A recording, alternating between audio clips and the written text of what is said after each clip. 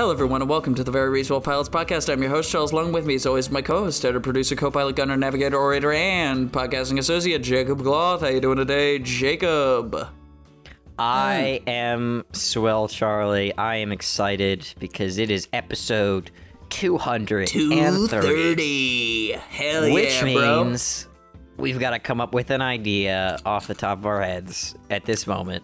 Off the dome. Very exciting. I like these episodes, right? Obviously, I like them because it's fun and they're a little bit more loosey-goosey than our standard episodes. I also like it because we're just so committed to not doing it.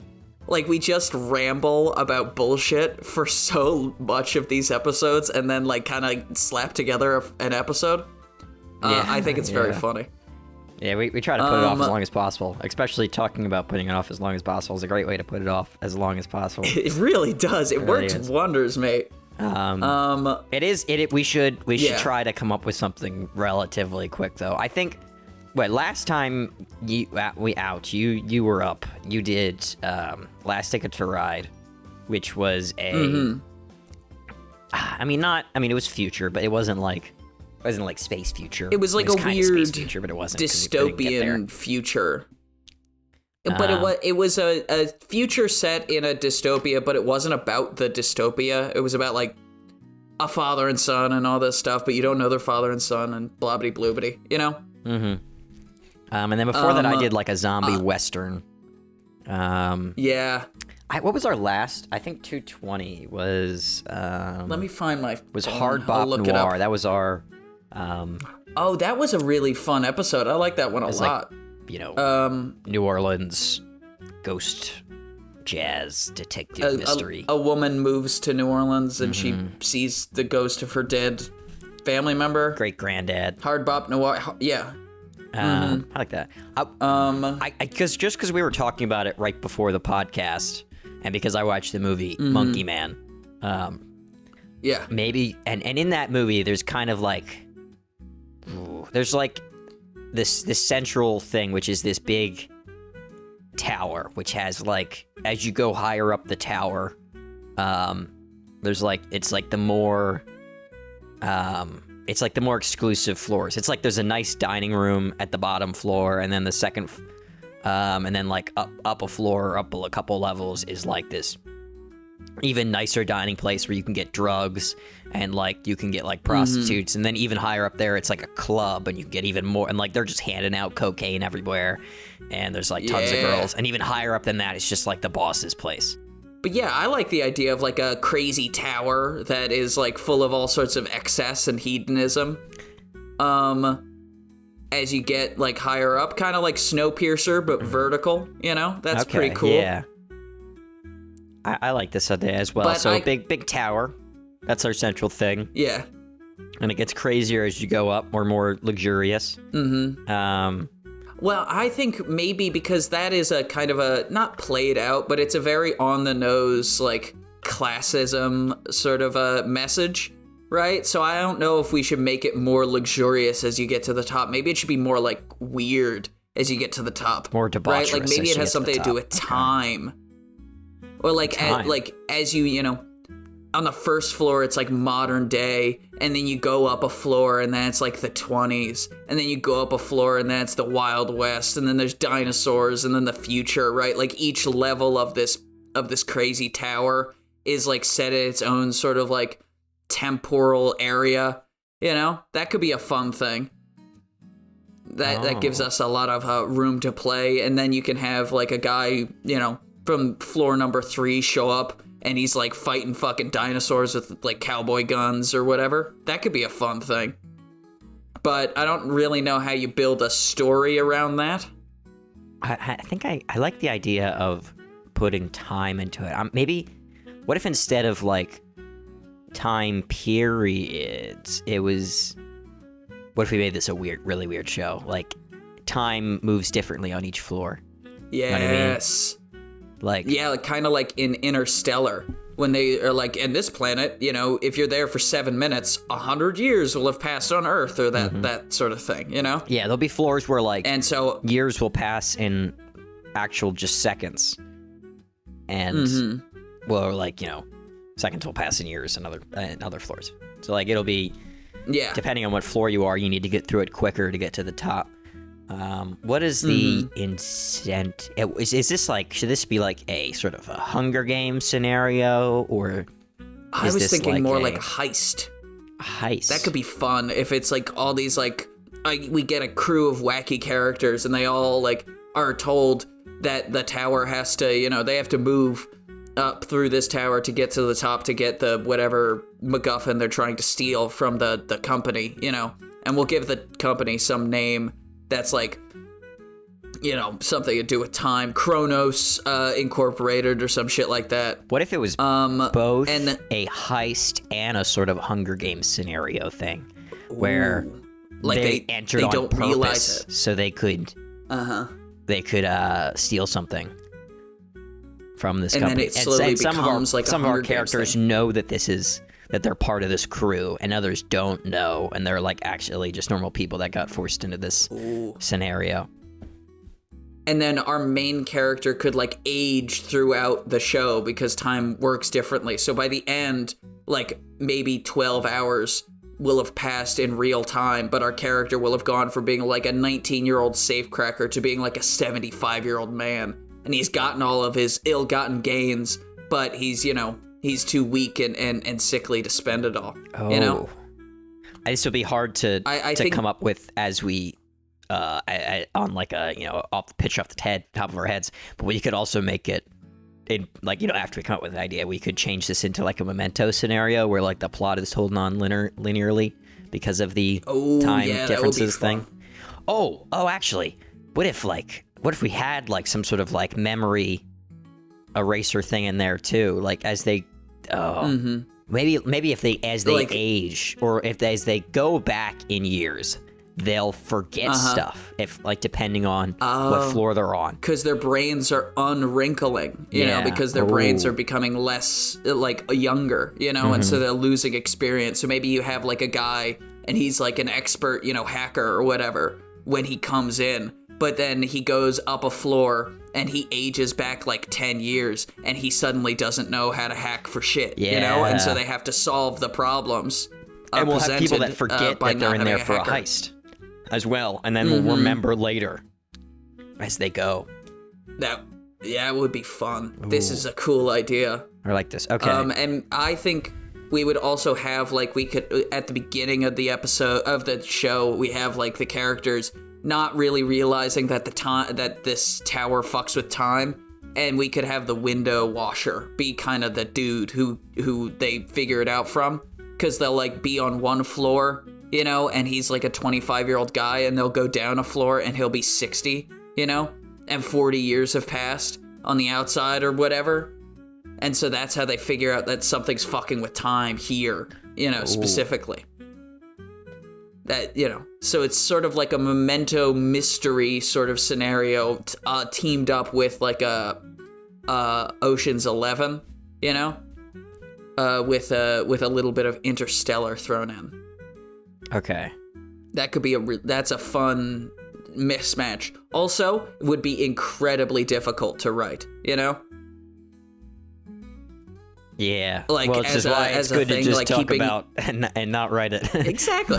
It's way easier to pitch it. It is way easier to pitch it. But this is like a Chris Nolan level of intricacy, and like this movie's effectively like a timepiece. Yeah, it's to fully understand we'd have to write it out, and then we'd have to go through and figure out how things need to be put in what place.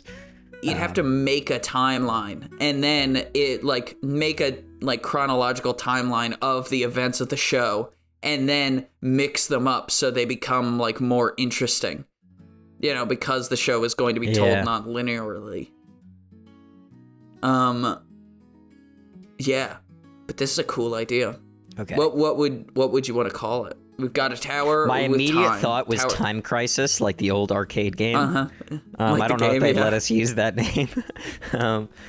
Maybe if we made it a Time Crisis movie or TV show, like they, how they made a Forza movie a few years ago with David Harbour, and it's about like people playing Forza, and we're like, what? You made a race car driving movie about people who drive race cars in video games? That doesn't make any sense. And no one saw it. Except for me. I saw it. Because I've seen every movie ever made, except for any movie that you ever Gran mentioned. Turismo? Yes, Gran Turismo, not Forza. Yeah. That was close enough. I think that movie did all right. Close enough. Anyway. Did it? Okay, so we need characters. That's important, right? Yes. This is the most important. So okay, well, I guess we need characters, and we need like the company, and like what is the Hunger Games event that they do, goal. and like why do our guys want to heist? So the company, Kronos is maybe a little too on the nose. What's Exactly. Because they're gods of time in every religion, surely. I'm gonna look up the Buddhist god of time. We could call it Ankron. Oh. I know anachronism is like the idea of like putting things out of order. Like anachronistic is like you go anachronistic is like out of chronological order. So Ankron is basically that. I think I did something vaguely named that in my what was the show called? The Fifth Corner? No, or it was one Dreams? of my early ones. It was something Splinters on the Edge or something like that. I can't remember exactly what it was called. Splinters of the Mind's Eye. Nah, it's not. It's just words. No, that's not it. Anyway. Doesn't matter. No, it doesn't. Ankron works because that does sound like a real company that you could find in the real world, like Chevron or Exxon or whatever the fuck. Ankron is like a company, and they have like a mysterious technology at the top of the tower that is like beyond useful and helpful, but our ragtag group of thieves has been hired by a mysterious benefactor to steal this thing, you know? Okay, and it could be revealed at the end that the Ankron, like, CFO or whatever is the person who hired them because he wanted to, you know, have entertainment for the, like, company dinner or something, you know? Oh, okay. Well, I don't want to make it so, like, I feel like we've done that a lot, where it's like, oh, you know, they're all just sort of monkeys in their game, you know what I mean? They're like, all puppets, just all for entertainment, you know? Maybe it's like, we make this like a really, at the heart of it, it's like this corporate espionage story where like the CFO is like on the outs and he needs some sort of leverage against the, like this invention, this time device that they've created. Time dilation device. Maybe it allows them to control like allows them to set like the time variations on each floor, right? And control like these little like time zones to like a very specific degree. And this device was created by the CEO, and it sort of like put the CFO in like a bad position with the board because he's kind of on the outs, and he had been like adamantly against this technology because he said it would never work, and they got it to work. And so he doesn't only want them to steal it, he wants them to like steal it in a way that makes it look like it's destroyed, like it didn't work. And it didn't work, and it never worked. He wants to destroy the CEO's career so he can take his job. That works. I like that, you know. And we have our ragtag. What does a heist team need, right?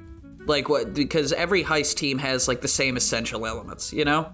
You have to have the like smooth talking person who's like in charge and they've got all the charisma, right? You got to have the safecracker who's like good at picking locks and like getting in and out of tight spaces and all that stuff, right? You got to have your hacker who can do computers and technology and is basically like MacGyver, you know, demolitions expert and, you know, kind of the heavy, the violent one. And last but not least, give me one more. We're probably going to need a scientist for this. So somebody that like understands each of these variations. That's probably going to be one of the more important people. Yeah, our exposition device scientist who explains what the hell's going on when they look outside and see like skyscrapers have been erected that weren't there, you know, or there was a building that was under construction when they entered the building, and now it's like being demolished because the building's so old and decrepit. You know, we've got Dr. Sophia Senna. That's our time expert person. Mm-hmm. That's the name. And she's young, she's excited, and she's got a crazy opportunity, and she is the only one who knows that the CFO is the one who hired them, because he's basically like, if you steal this technology for me, I will let you keep it and study it and use it, for your own ends. And more than that, maybe like she's kind of like disgraced a little bit.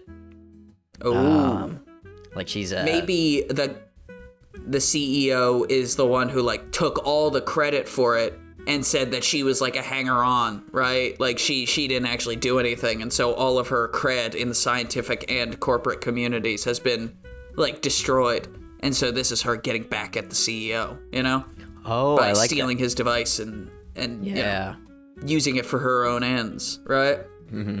It's his device, but the only reason she knows so much about it is because she made it, and that'll be something that like happens throughout, is that because of the time dilation, she'll forget that she made it or like how it works, and then she'll remember later, and that'll be important for like, how they get out of a scenario. And she'll be keeping that quiet the whole time until maybe the very end will reveal that she's the one who really made it, and it was stolen from her. Well, maybe wouldn't it be cool if like she ages, like on one of the floors they all are aging rapidly, and she like develops dementia and she just lets it slip by accident, like in kind of a dementia like memory episode. She lets slip that she used to work for this company and created this device, and they go up another floor and they begin aging backwards, and they have this whole argument, but it's all backwards. Because I think that would be a really fun, that could be good, or an action sequence. She'll reveal it to like one guy, and he'll be like trying to tell the others, like it's a huge revelation, and then before he'll forget. He'll forget. His mind will like the wrinkles will smooth out. I also think having an action sequence that is like really is like 2 times speed, but also reversed. But we managed to somehow make that into like an actually fun action sequence to watch would be a really, really cool challenge,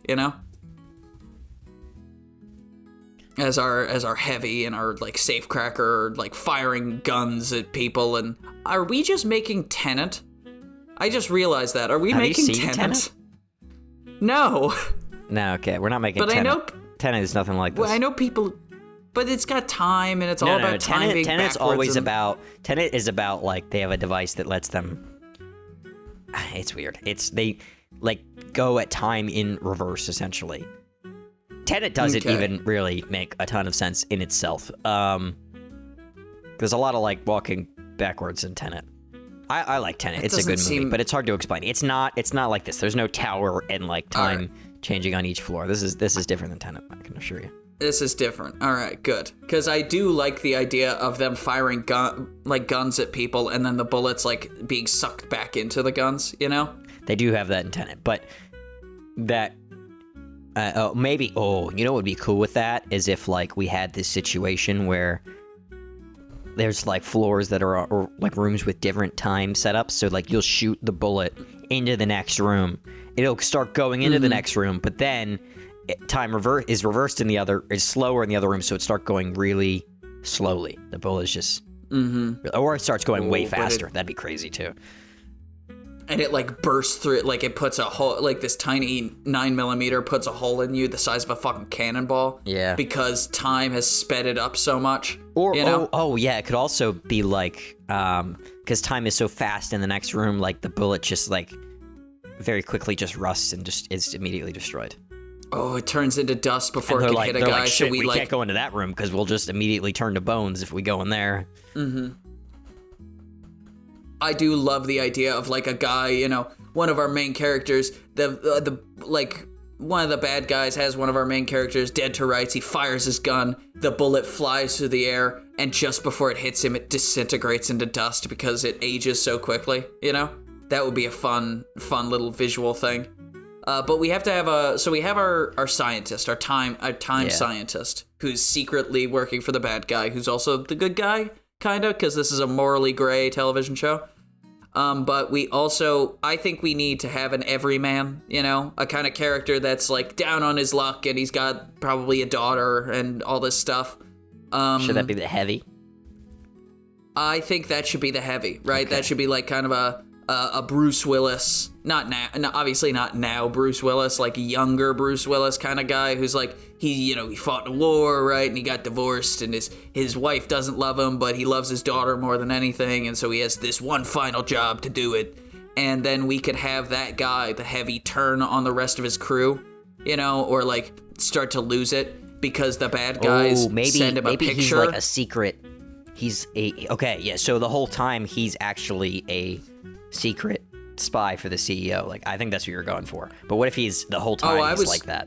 And he'll forget, he'll like, okay, maybe he was originally part of the crew, right? And at some point, the CEO contacts him and tells him that he's, we've got your daughter, blah, blah, blah. You do this for us and we'll, here's a picture of your daughter. She's 80 now. Yeah. You remember when she was 8. Now she's 80, right? If you ever want to see her when she's a little girl again, you'll do our thing, right? But here's the thing. Throughout the show, that little time period where he knows that he's on the crew and doesn't know that he's like a secret, like he's actually a double agent, that will change throughout. And maybe like the CEO will purposely put him in like the mode where he's doesn't know that he's a double agent until like the very end.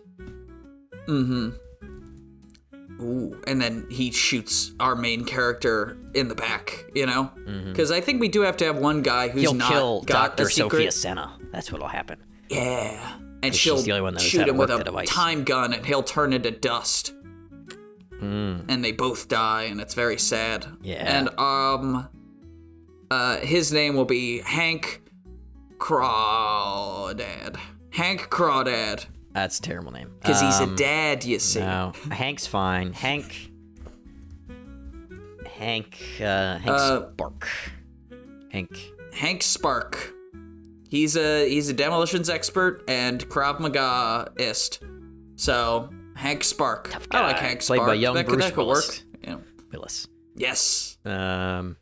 All right, we need our charismatic, basically team leader guy, who's he probably just in this for the money. Maybe got some debt, personal debt. Yeah, he's not in it for anybody else. Maybe we he's. Well, I think we should have the first episode of the show, like the pilot, should be all of our main characters getting together, and like putting together their team and their fucking plan and everything. And then, like, as they enter the tower, right? That's, the final scene is them entering the tower and, like, realizing that there's some crazy tomfoolery happening here. So they're fucked, That sort of thing.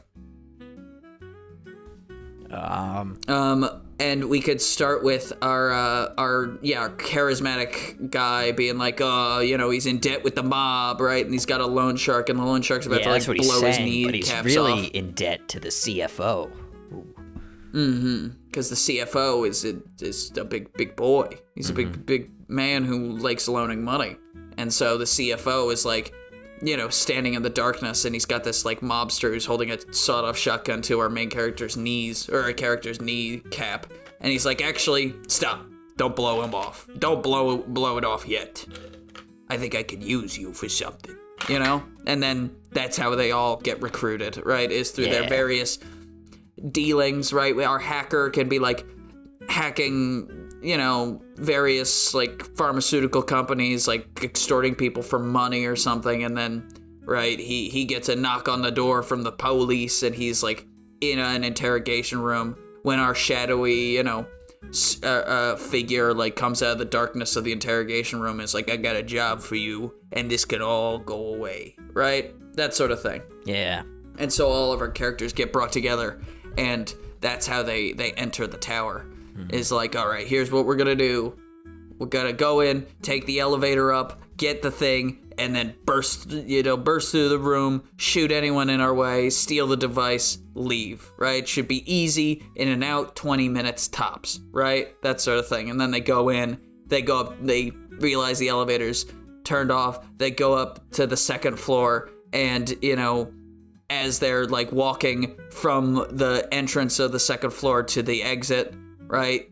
They are like, look down at their hands, and their hands are becoming more wrinkled, and they're walking slower, and their knees are creaking, and their back's hurting, and they realize that they're aging. And as they get to the second floor, because I think the stairwell, right, should be kind of like a safe zone almost. Yeah. You know? Mm-hmm. So that they have somewhere that they could talk about stuff and kind of put plans together and stuff. That's where they and camp they out, like all basically, get.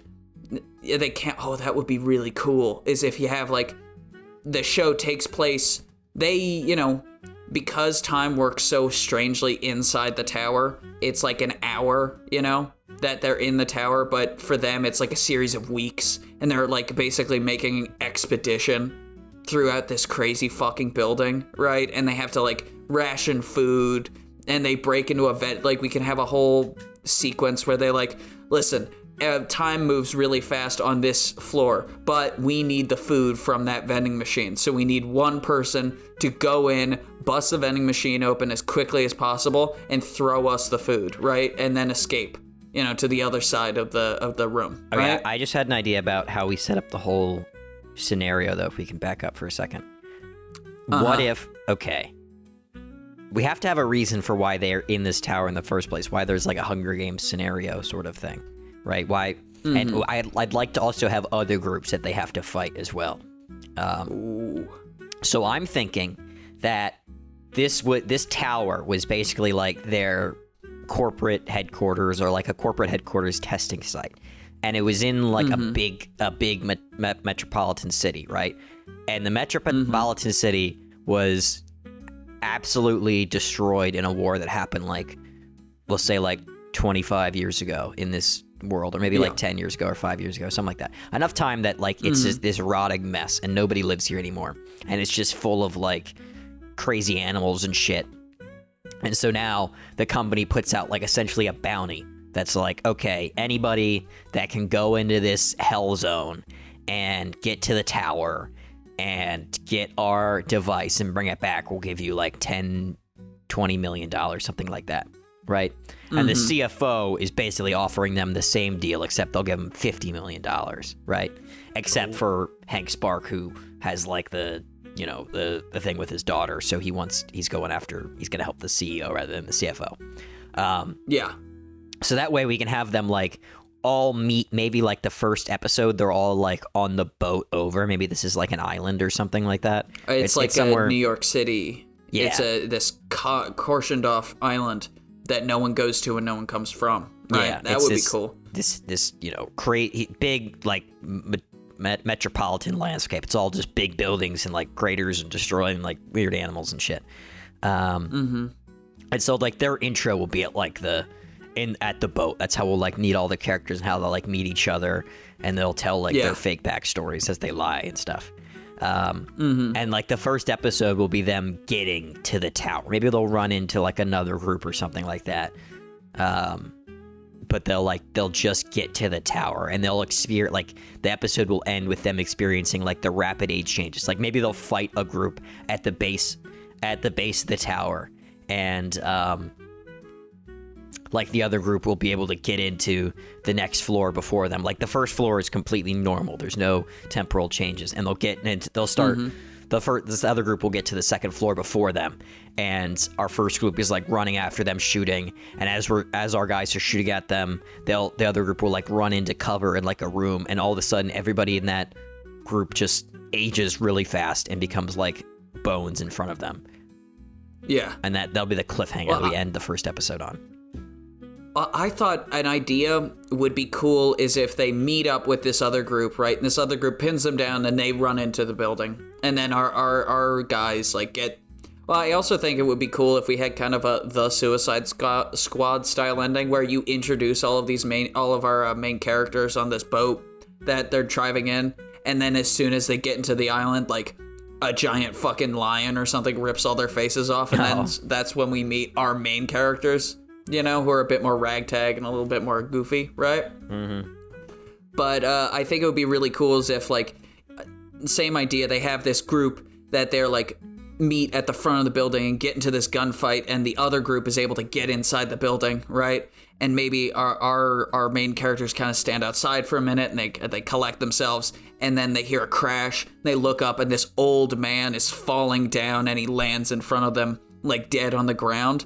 And it is the leader of the group that they just saw walk in, but he's like 70 years older, you know? And they're like, what the hell? Yeah. Like, that would be a cool way to kind of tease the weird temporal stuff. And then they go in, and then, you know, all that other fun stuff happens. I also thought a cool idea would be, like, there is a group of people who were stuck in the tower when the war happened, right? And so they've kind of, because of this, like, crazy temporal stuff, because their brains are being fucked with and their memories are erased, they've sort of devolved into this sort of tribalistic society where they've turned, like, office equipment into weapons and stuff, and they've been, like, killing and eating all of the yeah, we have some like these cannibalistic fucking zombie like office workers. People. Yeah, that would be a fun, like, group for them to go up against. They're like, oh my god, what happened to you guys, right? And then you look at the wall and you see, like, employee of the month. Yeah, you see a picture of a guy, like, looking smiley, and he's got his tie on, his pocket protector. It's employee of the month, Daryl Hannah, right? And then you see him, like rearing up, and it's the same guy, but he's kind of de-evolved, and his teeth are, like, really long and gnashy and yellow, and his forehead is a little bit more, like, Neanderthalic, you know? And he's got a tie wrapped around his head, and he's screeching with a fucking, like one of those paper cutters that he's, like, fashioned into a sword, right? He's become the chief of this tribe. And our maybe Hank or the scientist lady are able to, like, communicate with them, and they share a meal, right? And that's, you know, that we could end one of the episodes like that, is with our main character sharing a bounty of, like, vending machine snacks with this tribe in order for safe passage through level 37, you know? Oh, okay. I thought of some more character names, by the way. The hacker. Yes. Should be Missy White. Missy. Missy White. That's our hacker. I like it. I'm thinking she's probably on the younger side, someone who's actually just in it for the money. Yeah. And no ulterior motives whatsoever. Under the impression that this is supposed to be, like, an easier job, and she's maybe her and Hank Spark work together a lot. Like, they're like teammates that are normally together, and Hank Spark will be surprised that she's on this mission. He'll be like, no, I thought we were getting a different hacker. Like I said, I wanted somebody else. And she'll be, like, hurt by this, thinking that, you know, he doesn't want to work with her anymore, but not realizing that he plans to betray everyone till the end. Betray everyone to save his daughter. And then, like, they have this sort of father-daughter-ish relationship, but he has to choose between his blood daughter and this, like, adoptive criminal daughter that he's got. And he eventually, like, he chooses his blood daughter, and so he has to leave her to disintegrate into dust or whatever, you know, in order to preserve his secret and save his family. And then we know Hank Spark's a bad guy because Missy White is dead because of him, right? Yeah. She didn't deserve it. For our charismatic dude who's the sort of team leader, his personal debt to the CFO. The only first name I came up with a first name, which would be Jakob, but I can't come up with a last name. Like Jakob Warner. Warner? Warner. Maybe Werner. We'll make it like German. Jakob Werner. Werner. Yeah. So it is. I don't know. W, obviously. Yeah. Well, you said Jakob, and I was thinking of Wacko, Jacko, and Dot, which are the Warner brothers from the Animaniacs. So that's why I came up with Warner. But Jakob Werner. And he's a disgraced German national who has, you know, gotten into debt with all the wrong people, and he could talk his way out of anything. He's got jokes and stories, and he's very charismatic, but he doesn't have a whole lot of actual leeway because everyone knows he's a bit of a con man and a bit of a thief. But the CFO, who I have decided will be played by Willem Dafoe, because I love Willem Dafoe. Yeah, and maybe he beyond everyone else, he's like I know that I know everyone else is like actually good at this kind of stuff, but I know that Jakob will get it done and will get me the device, no matter what hiccups. The CFO doesn't know for sure that like one of these people has been turned as a double agent, but he's not sure if they're gonna, they've been offered money by someone else or what. He knows for sure, even though Jakob is like a kind of a con man sort of dude, he knows that for sure Jakob will get it done no matter what. Mm-hmm. And we could have I do think it would be a very good idea that they get picked up on a helicopter at the top of the building, right? Like, we come up with some bullshit reason why they can't be dropped off at the building, right? On top, and just go down one floor, grab the thing, come maybe back because up. they need the device needs to be deactivated. So if they had landed a helicopter on the building while the device was activated, what's it called? The motor would have fallen apart, and the blades of the helicopter would have rusted, and like they would have crashed and died almost immediately. Yeah, all right, that works. And so, and like the building will be, obviously the building has to be collapsing. The building will be collapsing because, because it was the specific sets of time dilation had like held the building together. Like certain, parts of the floors were being aged lower so that they wouldn't fall apart. Like we'll have we could have a part of a whole slew of floors that have like a bomb that's like stuck in them and is like on the verge of exploding. Like you can see the explosion starting slowly coming out of it, but because time is so slowed in that little area, it's not actually exploding. And when they take off the device, everything starts blowing up. And, yeah, that would be cool. Fun. This is a cool show. I like this. I'd like it too. Who should survive the whole show? Because you have to have at least one of the heist crew live through the thing, right? And they'll be like an old man when they get out, kind of like or an old woman, kind of like the ending of Old, that M. Night Shyamalan movie. Yeah. Right? Okay, well, Missy White has to die because that's part of her thing. It's kind of Hank Spark also will have to die. Of course. Hank has to die. Sophia is probably going to shoot Hank, and Hank's going to shoot her. I'm not sure. Okay, I think Jakob Werner has to survive, but I'm not sure if Sophia is going to make it or not. Like, he's going to have to, like, drag her onto the helicopter. I'm not sure if she's going to survive or not, is the thing. Well, I think maybe she is, like, develops, like, a tumor in her brain because she's aged so much, by the end. Like, she entered the tower at, like, 25, and she exited the tower at, like... that could be part of her story, Charlie. She needs this device so that she can de-age her brain so that her tumor goes away. Yeah. Yes. And so as she goes up the floor, she loses, like, cognition because she's, like, we have this brain tumor that's, like, fucking growing and just, like, getting bigger and bigger and bigger. That in some floors it'll get better or worse, and it'll get especially worse at the ends. And should we have her get saved because they did steal the device? But she's also a bad guy. Like, Is she bad, Charlie? She made this device, right? She wants to cure her cancer. She did kill Hank, but Hank was bad. I don't think anyone here is bad.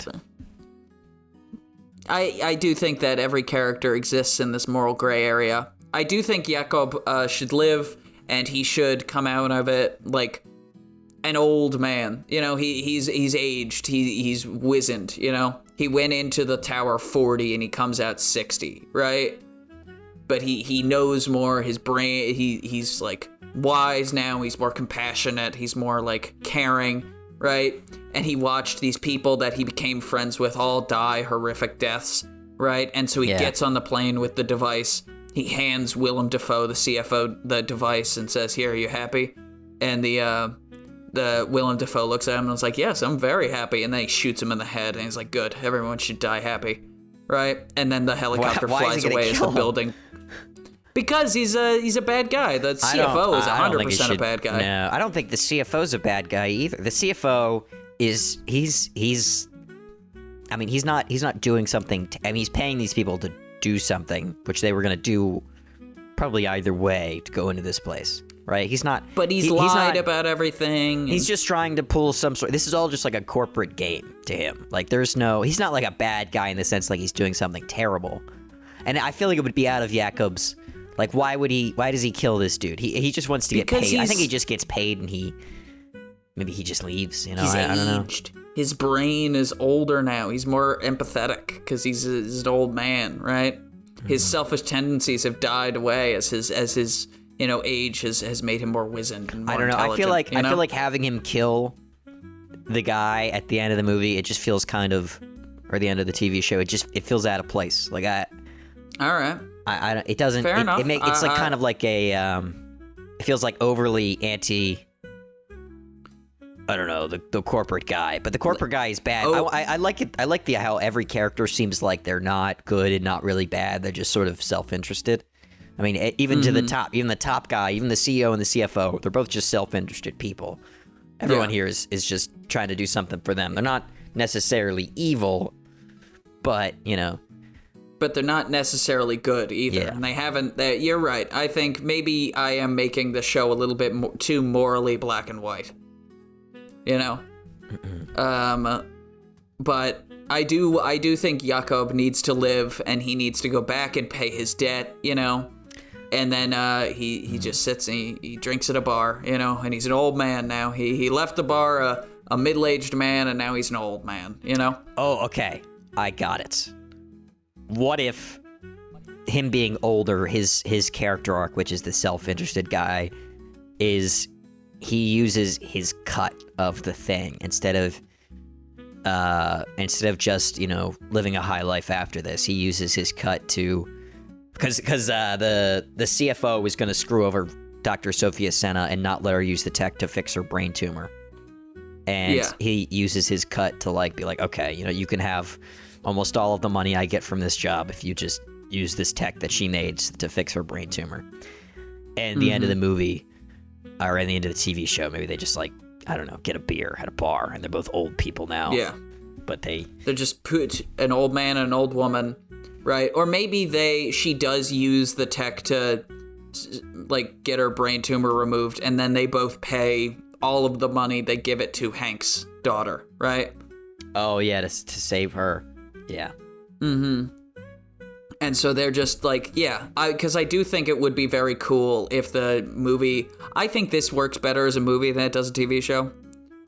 I think so too. Yeah. I think it would be a little too confusing as a TV show, but I do think as a movie it would be just confusing enough. But I do think it would be a really good ending, right? Is if it ends with Jakob and Dr. Sophia just sitting at a cafe, right, having a glass of wine, and just these two old pensioners. I kind of hate when movies end like that, though, don't you? Like when movies, they give you too much of an ending. Maybe we need to make it slightly more vague at the end. Maybe they're, getting away on the helicopter, and I want it to be vague whether or not. Maybe we should make it vague whether or not Jakob Werner is gonna use the device to save Dr. Sophia Senna. To save her. Yeah. Well, maybe because the movie's messing so much with time, we could have Sophia meet this old man in a bar or a cafe at the beginning of the movie, right? And he gives her a very cryptic, weird piece of advice, and she's just kind of brushes it off when we don't think about it for the rest of the movie, right? And then as the movie ends, we realize that old man at the bar at the beginning was Jakob, Yeah. Because we don't need to explain it, because this movie messes with time so fucking much that it's oh my god, this guy went back in time? That's crazy. And it's no, it's not. That's totally within the realm of possibility for this universe we've created. Oh, I just thought of another idea. What if, there's so many possibilities for this because we're doing such a weird time thing. What if, what if they were married the whole time and they didn't know, except maybe Jakob knew, and at the end of it'll be revealed right at the end, that's maybe why Jakob was so protective of her this whole time, and he's really just trying to do right by his ex-wife or something like that. By his wife. And she doesn't even remember because she's been using this device for so long and it's put her back years and stuff. I don't know. We could do something like that. Exactly. And so she's 20 and he's 40 when the movie starts, and they end where he's 60 and she's 40, and she takes he takes a wedding ring out of out of his jacket pocket, and he hands it to her, and he shows her his, and his says doctor, or doesn't say doctor, it just says Sophia, whatever her last name is. And she looks on the inside of hers, and it says his name, and she like looks at him and is perplexed, right? And that's the end of the movie. Yeah. We could definitely do something. Him, just looks. We'd have to. We'd have to really iron that out if we were going to do something like that. It would have to be.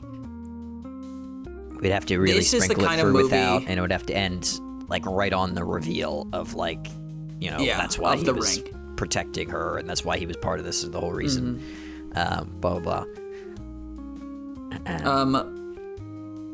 This is a weird movie. I really like it though. I would 100% watch this movie. This is the kind of movie though that you need to have like 5 separate chalkboards, like when you have to write down each individual scene, right, on a post-it note and like layer it out. This is a movie that requires multiple Excel spreadsheets to make sense of writing it. We didn't even really fully pitch the idea here, but we have been talking for a while. But I honestly, we talked for an hour. I like a lot of the different concepts we've come up with here, and I feel like I think it's really there's a lot of different threads we could follow that would make it great. But I kind of like all of them in there. I like all the different ideas of where it could go. Yeah. What was the title we came up with, if any? We haven't really come up with a title. Time Crisis was the the shitty arcade game, which is not really a good title for this. Yeah. No. I feel like Clockwork. We work something in there with Clockwork. It's got to be like maybe like a, I don't know, some sort of like remembrance or memorandum. Faithful Remembrance. That's a title. On the Edge of Memory. Fearless. On the Edge of Memory. There we go. I like that. On the Edge of Memory. Hell yeah. That's a good title. Hell yeah. Well, thank you everyone for listening to the Very Reasonable Pilots podcast. I've been your host, Charles Long. With me has always been my co-host, editor, producer, co-pilot, gunner, navigator, orator, and podcasting associate, Jacob Gloth. If you like what you heard here and you want to hear more, please give us a like, a follow, subscribe, tell your friends, tell your family, tell your dog, tell your cat. And remember, we will be here next week with a brand new televisual series for you to imagine and enjoy. The name of said televisual series will be A Handful of Bullets. Ooh. Hell yeah. That's Jake's title. Very exciting. Well, it's your title. If you remember from last week. My show I have to pitch. Yeah, yeah. Handful of bullets. Well, thank you all. Is it going to be a Western? Handful I don't know. Of bullets. Probably not. Who knows? Who knows? Maybe he'll be about a guy and he finds a handful of bullets on the ground and he's trying to sell them at a pawn shop. Yeah. And that's the whole show. Mm-hmm. All right. Well, thank you all for listening and have a good night.